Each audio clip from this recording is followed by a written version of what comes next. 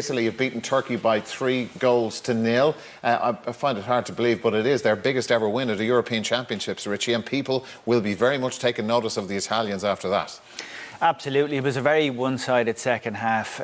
Some really standout individual performances by Italy, but the perfect opener for them. The goalkeeper was comfortable defensively. They looked very solid. They had the majority of the ball in midfield. 2 of their 3 strikers scored.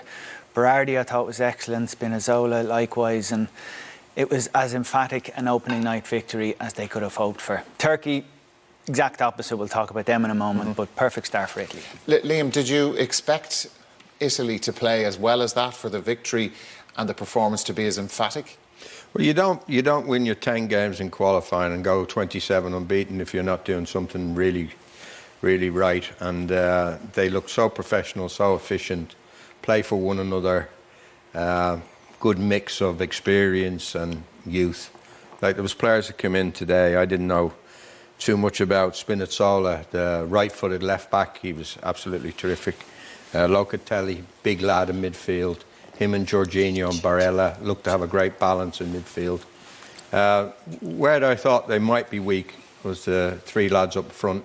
They looked like they were struggling to break down the Turkish defence in the first half, but they came good in the second half, and I was really impressed. Yeah, very good. OK, let's have a look at... There's a lot to go through. The 3 goals, obviously, and we'll start, Richie, with the own goal from Demiral. This will have hurt him playing against Italy. Yeah, there was element of fortune with this. Obviously, it's an OG, and Mirash there slips in the build-up, but Italy completely deserved this. They were on top, the ball from Locatelli initially, and then was Mirash, was he flat-footed? Was he losing his balance? Was he too slow to react, or did he just slip? Either way, capitalised on it, and unfortunate that it went in off the defender, but at that point Turkey could have had no complaints that they were a goal down. They offered nothing, they brought nothing to the game, did no ambition, no attacking threat at all. They looked like a team that was a matter of time.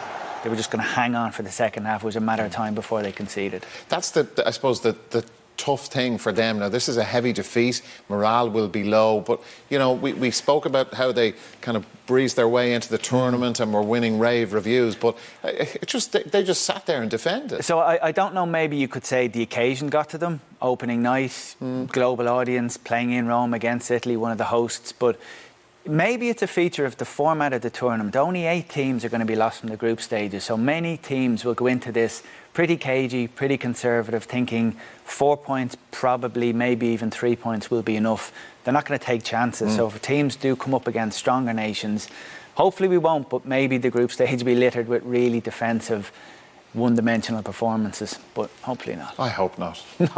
Really. Well, that was awful from Turkey. No ambition at all. Because yeah. we spoke beforehand about the attacking players they have up front.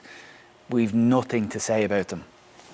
Yeah, we have something to say about one of them in a little while. We'll get to that. Immobile, Liam, you know, this guy, you know, Italian fans want him to really step up at this tournament. Did you see enough of that from him tonight? Yeah, I thought particularly second half here he took his goal really well, Dara. First half he had a couple of half chances, but this was a proper chance and he didn't let it pass him. You know, this is Barella in the midfield, great little ball into Locatelli, and then they're out. And Insigne, this is how efficient they were with their passing. Again, back to Barella. Barella was involved in all 3 goals. I was really impressed with him. This is Berardi, good ball. This is Spinazzola coming. He's the right-footed left-back, as I talked to you about. And as it comes off the goalkeeper, you wouldn't want it to fall to anybody else but Immobile, because he's cool, calm, and he just takes it like a real top striker would. Side foots it in a tight situation. I was really impressed with that goal. That'll do him the world of good. You know, he's off and running. That's what strikers need, a goal under their belt. And then Insigne, another potentially very big player, small in stature, but a big player, big heart and big skill. Yeah, again, the goalkeeper's distribution, Jacques here all night, wasn't great, and that was a really poor piece of play. But after this, it was really good play, 1 and 2 touch football from 4 Italians there. But what the goalkeeper was seeing there is beyond me. But the finish, Insigne, he tried one of these in the first half, didn't quite get it right, but goalkeeper had no chance there.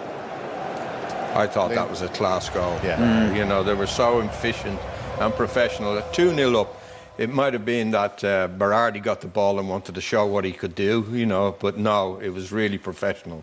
As Richie said, 2-touch into Barella, 2-touch into Immobile, 2-touch Insigne, and it was trademark finish, wasn't it? He tried that in the first half. It got blocked, but he tucked it away beautifully. So a really very impressive performance by the home team. Yeah, for sure it was. And I suppose you can only imagine the sort of inquiry that will go into this in Turkey. But this moment with Yilmaz, like, again, we had, you know, the guy had a great season. We had high hopes for him. Yeah, we spoke a lot about him. This is the only thing I'll remember from his performances tonight, was just how kind of annoyed I was seeing him doing that. It was just a clear, blatant dive, an attempt to cheat the referee. Chiellini, you'll see in a moment, just kind of laughs at him picking him up. I don't know why players feel the need to do this in an era where there is VAR. On the off chance you'll hoodwink the referee, he's going to get support by his colleagues in the VAR offices, and you'll get found out. So it was a really poor bit of play from him. I know we can get hardened to this. You can say, well, this is part of football now.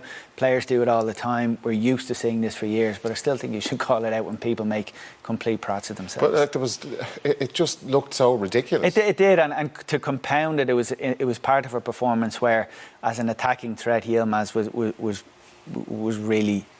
It showed nothing, reliant on supply, obviously, which wasn't there either, but poor moment from him. He was right up the street of Chiellini and Bonucci, wasn't he? Oh, yeah. He wasn't particularly pacey, he was tall, he was strong, but they just kept him quiet all night. Yeah, well, you can imagine, we were talking off air, you can imagine the two boys, all the experience they have, reading about this fella's big reputation, the season he had, and they kept him and Turkey to a clean sheet. Well, yeah, what summed it up was the clip at the end. Let's look at this. Yeah, this is epitomises the Italian mentality. You know, Yilmaz is in with a chance there, and Chiellini straight over to him. The goalkeeper is thrilled with him. The rest of the defence are, you know, they must look up to this guy and think, well, he's our captain. You know, he's going to lead us to deep into the tournament. Deep into the tournament. And they have that nice mix, you know, of the younger players, like you talk about Barella, and then obviously the more senior guys, let's call them that seems to work very well. Like Donnarumma is not exactly old in goal as well either. He had to wait so long for Buffon to get out as well. No, he made his debut for Italy at 17. Yeah. He's only 21, you know. He looks terrific goalkeeper, although he didn't have too much to do tonight, but he's got presence. He distributes the ball, and unlike the Turkish goalkeeper Xhaka, who was poor. I'm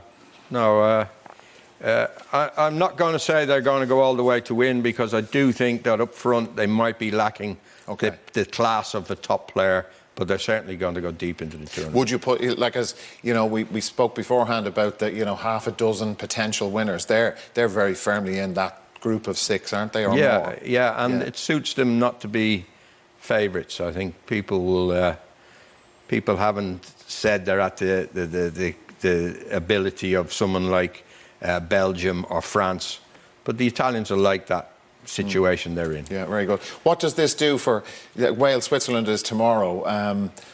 Goal difference. Turkey are in bother now. I think that's the key thing. I mean, you can lose your opening night game and you have 2 games to recover it, but if you're in a group where you think maybe 3 or 4 points might be the target, if you've opened up at a -3 goal difference, you're going to compare probably less favourably to any teams in other groups that finish on 3 or 4 points. So Turkey now are under a good bit of pressure. Because after tomorrow, it's Turkey, Wales, and then Italy, Switzerland. So we've seen those teams in the past start really badly and then make a recovery, you know. So it's just going to be fascinating to see. But Wales, looking at that, they'll be saying, come on, if we can get off to at least a draw tomorrow or a win, we've got a great chance of qualifying. Yeah, very good. I think that's in Baku tomorrow at 2 o'clock. You can see it here. But that is where we have to leave you on day 1 of Euro 2020, a year later than expected, of course, but it's finally underway.